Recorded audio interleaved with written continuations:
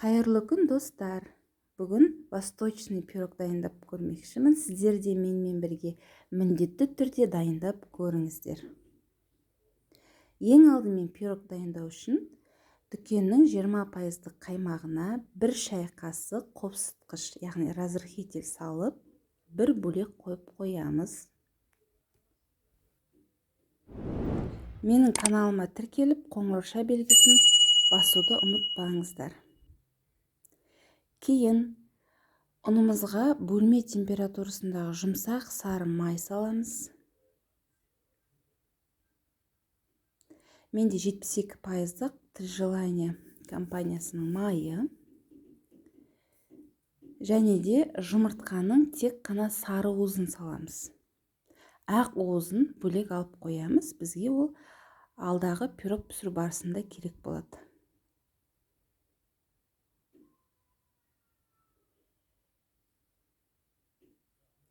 Енді мана алдын ала дайындап қойған қаймағымыз міне сәл де болса көлемі көтерілген қаймағымызды осы ұнның үстіне салып, барлығын араластырып, жұмсақ қамыр дайындаймыз.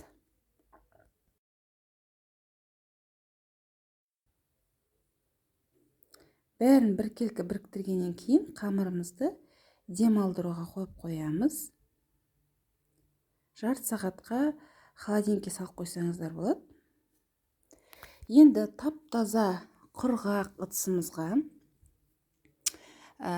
жаңағы жұмыртқамыздың ақ уызын саламыз. Ыдысымыз міндетті түрде таза әрі құрғақ болу керек. Кейін үстінен алдын ала өлшеп дайындап қойған қантымызды салып миксерлейміз. Бізге қажетті барлық ингредиенттерді төменде описание бөлімінде жазып қалдырдым.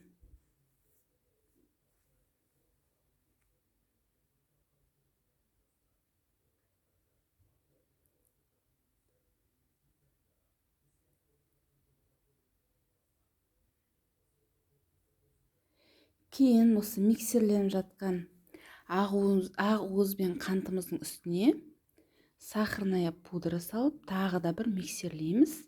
Біздің меренгіміздің дайын болғандығын білу үшін ыдысымызды төңкеріп қараймыз. Сол кезде меренгіміз ақпау керек. Біздің меренгіміз дайын.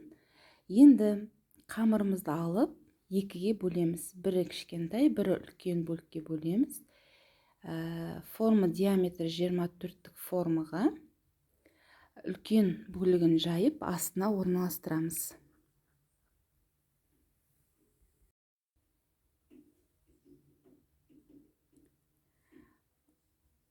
Формамызға қамырымызды осылай жан-жақтарын бортик қылып шығарып орналастырып аламыз. Кейін алдын ала мейіз, курага, грек жаңғағын уатып, сақтап турап аламыз да, барлығын осы форманың ішіне жайғастырамыз.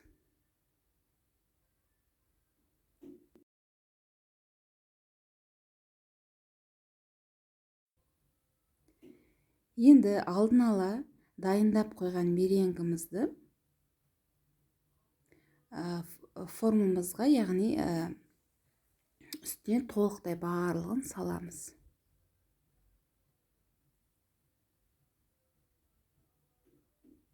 Егер қыздар өте тәтті болып кетеді десеңіздер, сахарная пудра мөлшерін азайтсаңыздар да болады. Барлығын біркелкі жайғастырып аламыз. Кейін екінші кішкентай алып қалған бөлік қамырымызды жұқа қылып жаясыздар. Негізі қыздар, мен басында майды бірінші ұнмен араластырып алу керекпін ғой. Сол жерде мен барлығын бірден араластырып жібергенмін. Сіздер бірінші ұнмен майды араластырып алыңыздар. Енді пирогымыздың бетіне осы қамырымызды өз қалауыңызша осылай жайғастырасыздар.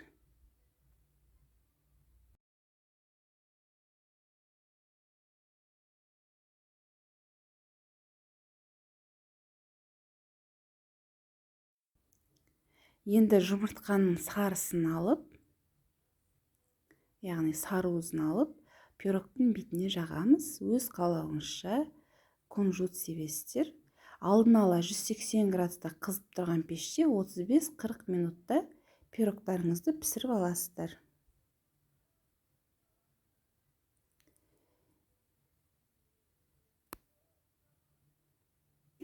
Егер менің каналыма тіркелмеген болсаңыздар, міндетті түрде тіркеліңіздер, қоңырауша белгісін басып қоюды ұмытпаңыздар. Достарыңызға менің видео рецепттерімен бөлісуді ұмытпаңыздар. Сіздермен болған Дария. Қош сау болыңыздар.